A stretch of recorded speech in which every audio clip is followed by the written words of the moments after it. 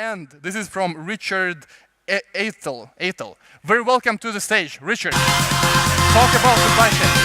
Let's start. Here's your speaker. Good luck.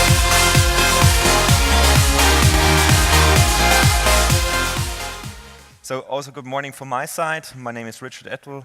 I'm Austrian, I live in Switzerland, and 5 years ago I co-founded a company called Smart Containers.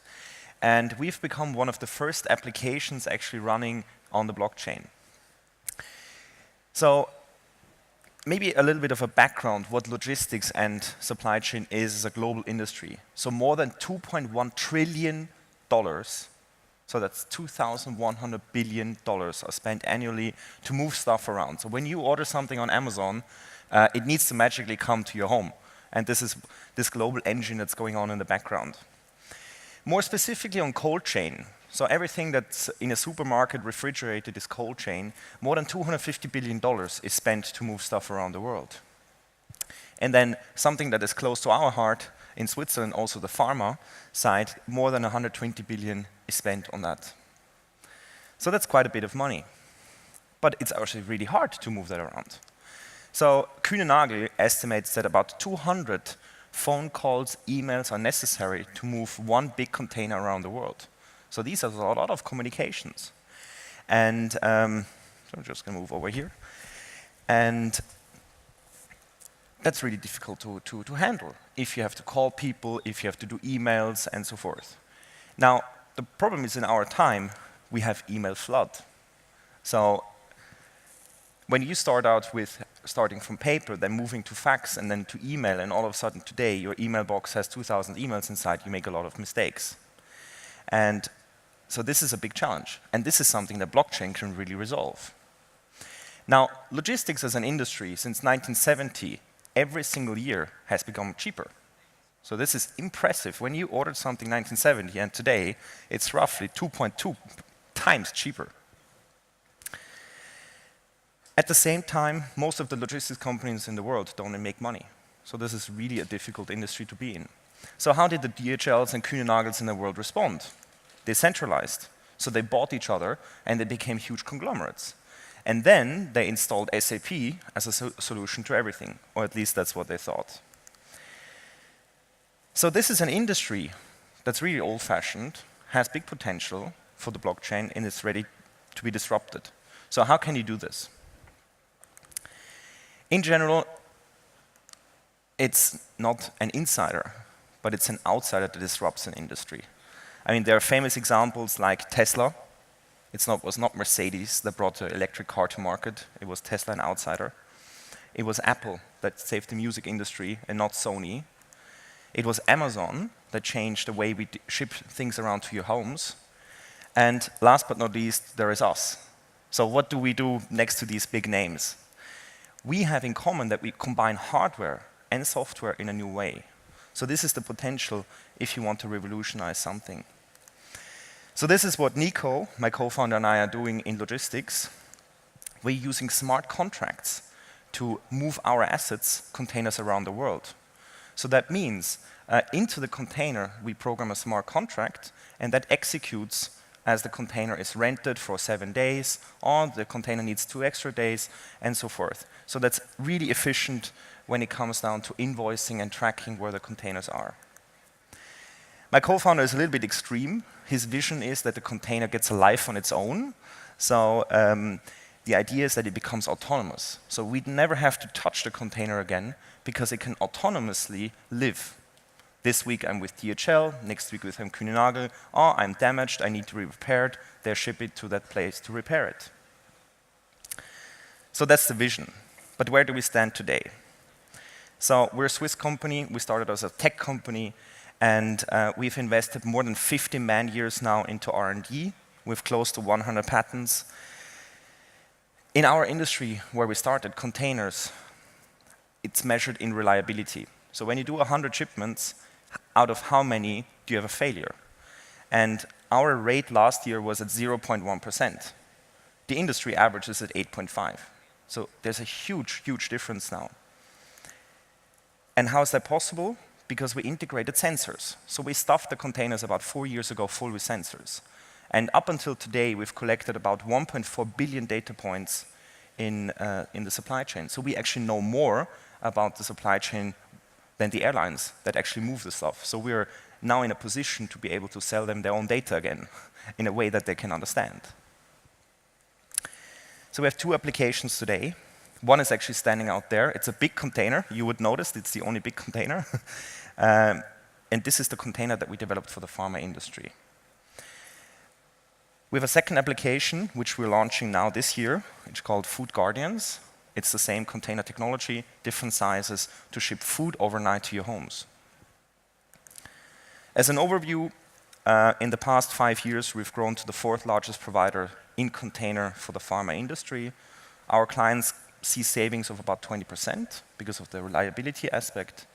We're now recognized as the safest system on the market, and we actually got a really good board that joined us and helps us develop the company further.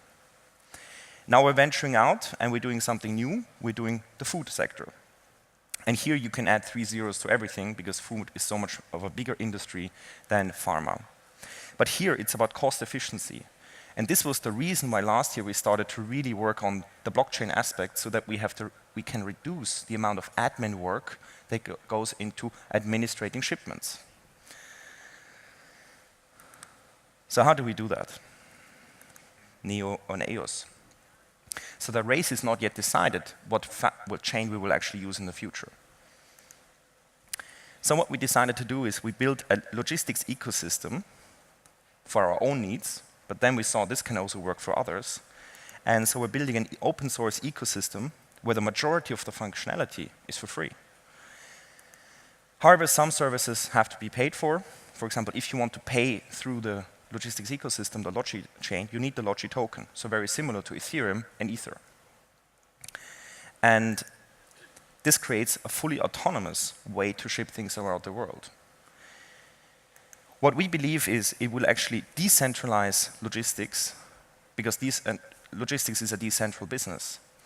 And it will actually reduce the amount of shippings, because you don't have to ship it anymore to a hub, and from the hub then to the next hub, and then from that hub to your home. It can go directly, let's say, from the farm to your table. So this will also lower costs and free up manpower. So what are we doing? We're launching an ICO. It started actually 2 days ago, the pre-sale, and we're doing 2 tokens. One is called SMARC, so that's future dividends in the business, in the container business. And the second one is called the Logi coin, which is the fuel for this ecosystem. So we started 2 days ago. Within 10 hours, we raised 8.5 million, plus the private sale before that, 60 million. So it's running quite well. But it's a hard journey. I can tell you fundraising, even in crypto, is not as easy as it once was before. The management team, we've been working together now for more than 5 years. We have about 45 people in the team. And if you do an ICO, you need advisors, because you're doing this the first time and you want to get it right. So our strategic advisor is an example, Oliver Bussmann. So Oliver Bussmann is actually from the old world. He was a chief innovation officer at UBS, and also before that at SAP. So he knows actually the complexities of logistics ecosystems and how they have to be installed at a company like Kühne Nagel. When you do an ICO, you need a technology stack, because you're raising money, so it needs to be in a very secure way. So we teamed up with Lücke. We then we're building up an ecosystem. So we actually need a professor that helps us steer this small economy and help us build this economy up. We also realized if you want to create a token, you need to drive the value of that token. And for that, we also got somebody. And last but not least, PR. So why is it attractive to invest? We're a little bit untypical because we're an up and running company. We're about 5 years old. And so we're not a white paper. So this is very different. So you also have a lot of downside protection because we already know how to run a business. Previously, our investor base is ultra high net worth individuals from Switzerland. So this is now the first time that actually a broader public has access to investing in us. And this will also give us a lot of brand ambassadors around the world. So through the ICO, for example, we got 2 very interesting business leads because of investors. One, as an example, is a salmon producer in Norway. They are losing on average 12% of the salmon until it's actually in Tokyo in the sushi shop. And the goal is now that we bring that down to less than 1%. So that's a really interesting business lead. The other business lead that we got through an investor in the ICO was hotel industry. So for example, in countries like Vietnam, where the infrastructure is really bad, people are really scared about the food quality in the high-end restaurants and hotels. And so this family contacted us and said, can you use your technology? Because we're considering to insource the logistics of our restaurants and hotels. So this is, I have to say, a really nice example of how an ICO is also an awareness campaign and creates brand ambassadors that talk about our projects globally. Next is you can be part of this logistics ecosystem. If you know how difficult logistics is, this could be a nice thing to invest in and support us in making it really autonomous, that it reduces the amount of effort. Now, to give you an idea that we don't just do big containers, I have one more thing. Guys, hello? Can I have the, so we brought our technology now to the smallest size possible yet. Yeah. So all our technology to ship products around the world, we made it to this size so that we can actually ship now pharmaceuticals directly from the plant to your home.